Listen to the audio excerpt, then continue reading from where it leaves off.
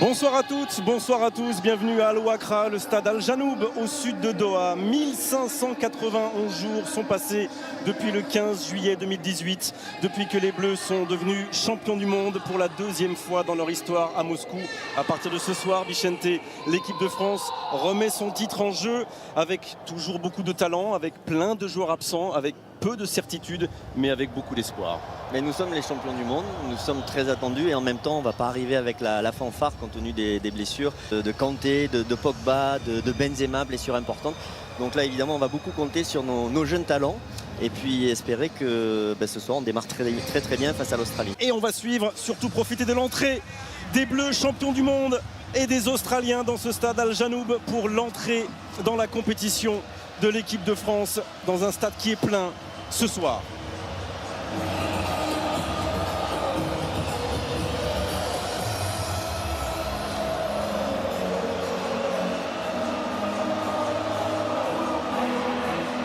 Il y a 4 ans, en ouverture de la Coupe du Monde en Russie, ça avait été très compliqué. Un penalty, un but contre son camp côté australien pour finalement s'imposer donc 2-1. Ça sera compliqué dans l'engagement physique que vont nous proposer les joueurs de Graham Arnold dans quelques secondes. Au bleu de Didier Deschamps, de jouer, de se libérer, de se lâcher. 2-1. Et c'est parti pour cette Coupe du Monde. Le petit crochet intérieur, le centre, et c'est repoussé par la tête de Souttar. Voilà la première incursion. Ouais, ça aussi c'est bien. Voilà. Oui, ce centre, second poteau. Et l'ouverture du score pour l'Australie. Et c'est Goodwin, bien abandonné là, qui fait la différence. Alors y a-t-il eu d'abord une faute, d'abord un choc? En tout cas, Lucas Hernandez est resté au sol. Oui, je suis très inquiet pour Lucas Hernandez. Grégoire, parce que sur le dribble là, il a son pied qui a bloqué, sa jambe qui a bloqué. Et il a l'air bien touché. Et on va revoir cette... Vert. Il y a plus de présence dans l'entrejeu, il y a des erreurs et il y a une nouvelle frappe au-dessus de la transversale. Cette tentative de Mitchell Duke qui vient faire passer un frisson d'angoisse dans la défense bleue.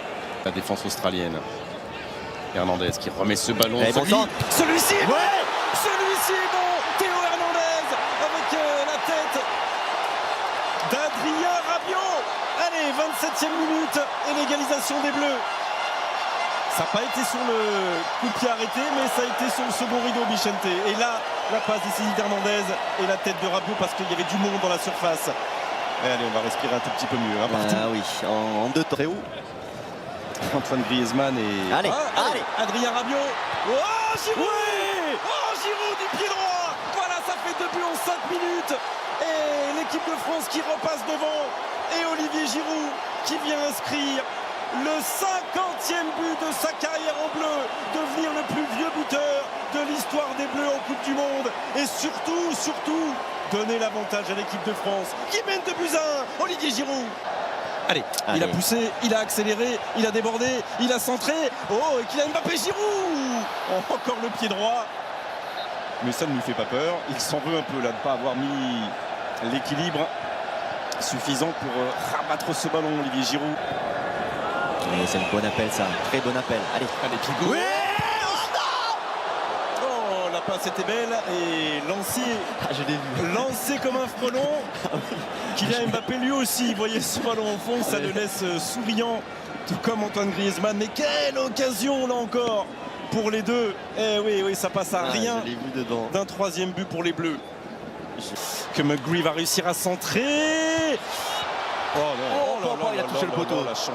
La chance là sur cette tête d'Irvine.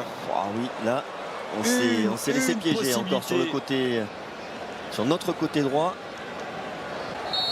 Qui vient remporter un duel important parce que c'était une dernière occasion.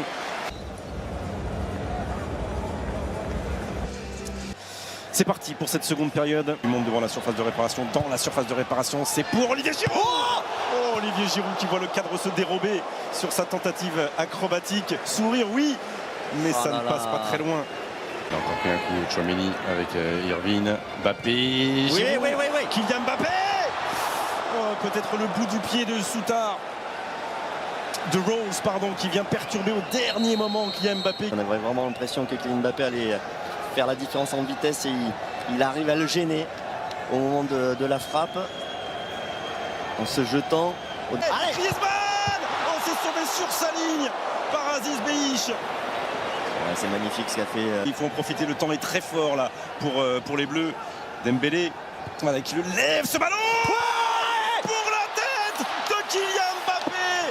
Après Rabiot, après Giroud, c'est Kylian Mbappé qui vient donner de l'air peut-être définitivement à l'équipe de France. 68e minute, 3-1 pour les Bleus. Et le 5e but en Coupe du Monde dans l'histoire de Kylian Mbappé. 3-1. Ah, c'est bon, là je crois qu'on... Raté finalement à gauche face à Atkinson. Deuxième accélération, deuxième changement de rythme. Centre de Kylian Mbappé. Giroud, ouais, Giroud 51. Monsieur Giroud, le doublé, la passe décisive de Kylian Mbappé. Et Thierry Henry qui voit son record égalé dès le premier match de cette Coupe du Monde. Olivier Giroud n'avait pas marqué en 2018. Il débute par un doublé 2022. Oh, bien joué Griezmann, bien joué. Ah, le contrôle.